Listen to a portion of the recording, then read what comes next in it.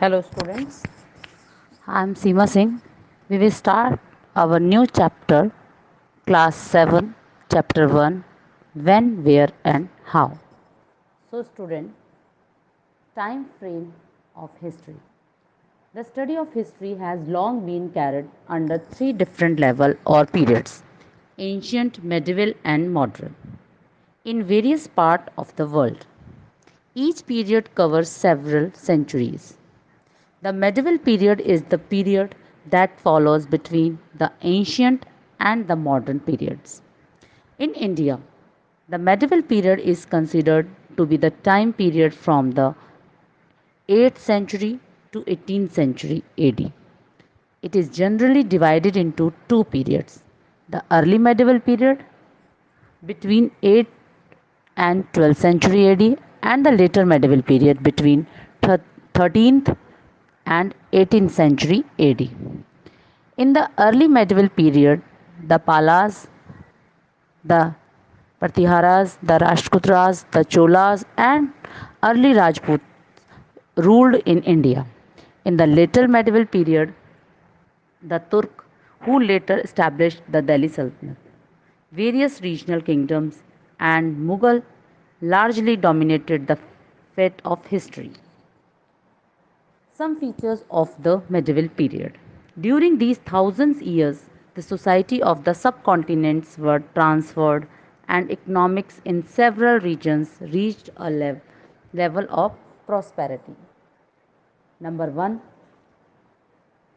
sufficient historical material is available as compared to the ancient period. Number 2, the rise of the Bhakti and the Sufi movements. Number 3, the foundation of Mughal Empire by Babur in 1526 AD. Number 4, the rise of the Marathas and the Sikhs. Number 5, economic prosperity attracted European countries to establish trade relations with India. Number 6, independence of several provincial kingdoms in the eastern as well as peninsular India. Terms used for Indian subcontinent. The Indian subcontinents have been a distinct geographical unit. It comprises of six other countries: Afghanistan, Pakistan, Nepal, Bangladesh, Bhutan, and Myanmar. India has been referred to by various names during different periods of history, from Aryavatra to Bharatvarsham to Hindustan. But the term Hindustan did not carry the same meaning during the medieval period. The rulers in the Sultanate and Mughal period called their Indian dominant centered around Delhi as Hindustan. In the early 16th century, Babur used the term Hindustan to describe the geography, the fauna, and the culture of the inhabitations of subcontinents.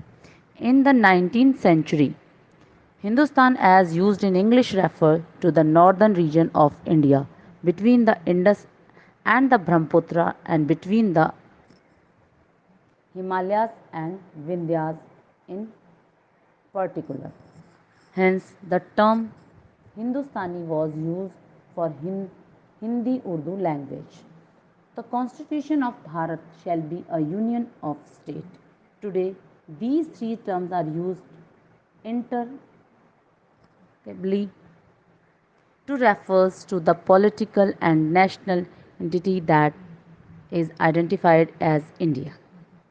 Influence of geography on history. A country's geography, mountains, rivers, forests influence its history. We cannot understand the history of any country without knowing its geography. India comprises of five broad geographical divisions: the Himalayas, the Indo-Gangetic Plains, the Thar Desert, the Deccan Plateau, and finally the Peninsular Coast. During the medieval period, we find that the desire to control the rivers and the land between two rivers, such as Ganga and the Yamuna, or the Godavari and the Tugrbhadra, led to many wars between various power. The discovery of gold and diamonds led to a tussle in Golconda region which produced an amazing collection of huge diamonds. So the Vindhyas and the Satpura mountains check the easy movement of the Turk into the Deccan and south. Sources of history. Historians depend on a variety of sources to learn about the past, depending upon the period of their study. Source material provide us with reliable information about the events that happens in the past. The medieval period has good examples of written records of history which gives us better insight into the period. Literary sources. Literary sources is one of the distinct features of the medieval period, which increased noticeably during this period. The early writing was done mostly on palm leaves. From the 13th century onwards, paper began to be used by writing, and as such, a number of books appeared. The literary sources include the following: autobiographies or memories. The memories of Babur and Jahangir were autobiographical accounts of their period. Biography and chronicles. Various authors wrote chronicles about the life and activities of various rulers and dynasties. For example, Khalan in the 12th century wrote Raj Tarangani, which is an account of the rulers of Kashmir. Kumarpal Chartwaz, Keshmandra and Prithviraj Raso by Chandvardai are also historical accounts of the medieval period. Number third, illustrated literary work. Several literary works by indigenous writers were also brought out. These literary works include autobiographies and memories like Tuzg-i Babri, Ayn Akbari, etc. These are illustrated with beautiful paintings called the miniatures painting. Importance of foreign travelers. Some of the most important accounts of medieval India are provided by the visiting foreigners. Islamic accounts. Travelers from abroad give us interesting information regarding the political, social, and economic condition in medieval India. Al Baruni's account of India during Sultanate Sultan Muhammad Ghazni contributed in his Kitab ul Hind is considered to be the finest foreign account of medieval India. Marco Polo passed through some part of southern India on his way from China to Persia and had left a very interesting narrations of social manners and customs of South India. The best known foreigners who visited India during the pre Mughal period were a Moroccan Ibn Battuta and Italian Niccolo Conti, who visited Vijayanagar around 1294 AD. Foreign travelers provide us a deep insight into history through their books, written as accounts of what they came across during their journey to India. They have recorded everything good or bad they have experienced. Archaeological sources. Archaeological is a specialized science dealing with the material remains of past civilizations. Sources of archaeology include the remains of buildings, pottery, weapons, ornaments, etc. Number 1, coins.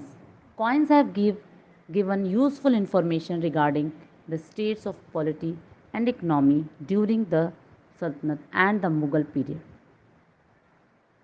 Epigraphy sources.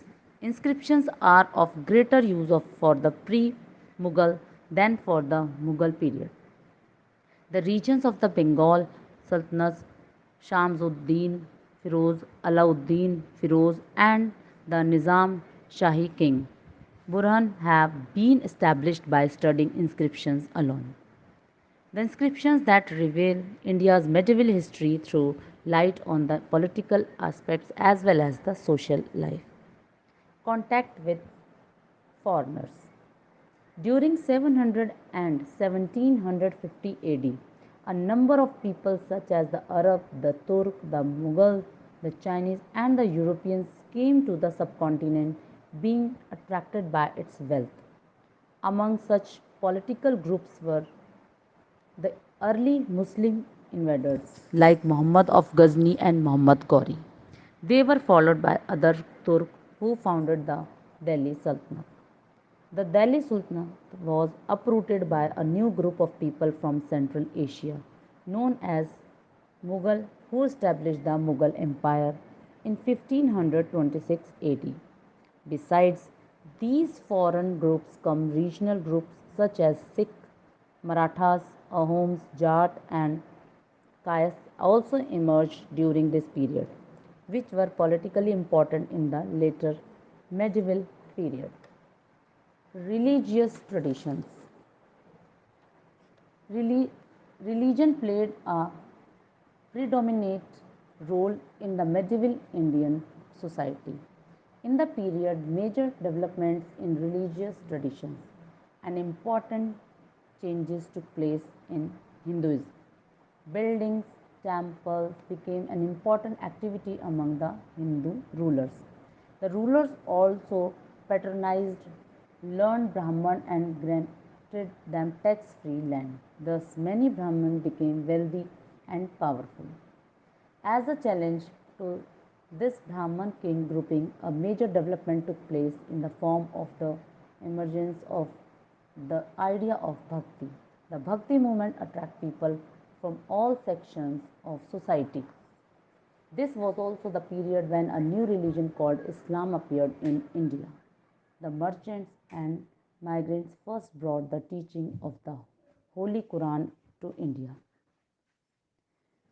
Another tradition that came from West Asia was the Sufi tradition. The Bhakti and the Sufi sant preached the equality of all mankind. Thank you, students. We will meet you again our next chapter.